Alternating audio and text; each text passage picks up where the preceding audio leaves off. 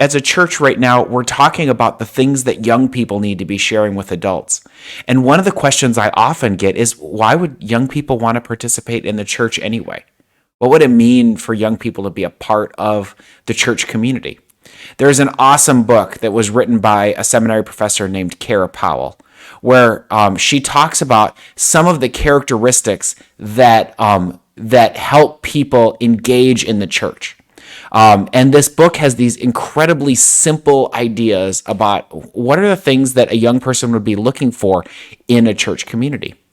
And one of the key things that she talks about and that's written about is that churches that engage young people seem to take what it means to be a caring, blessing, serving neighbor incredibly seriously. They ask questions of how can we support and care for other people? And I think too often as a church, we think the goal is to serve people. But what we're called to do is we're called to invite each other into an opportunity to serve the world, to make a difference for our neighbors.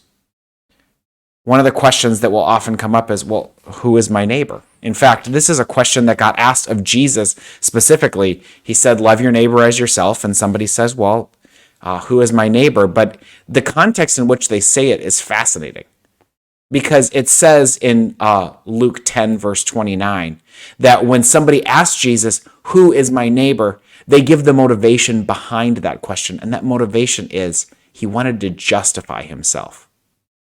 I think so often when we ask questions of Jesus, we're going, well, do I really have to?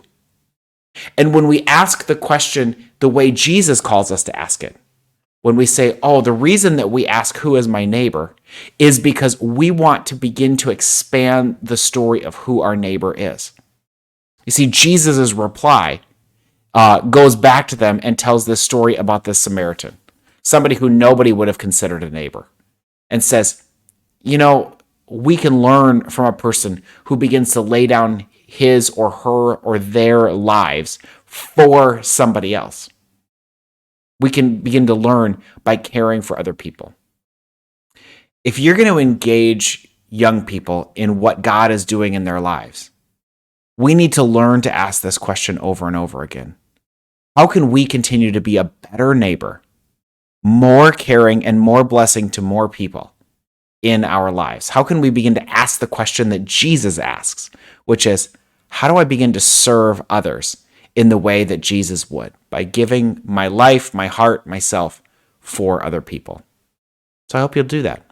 I hope you'll take a moment to ask this question, not to justify yourself, but ask, who is my neighbor, so that you can find even more neighbors in your midst.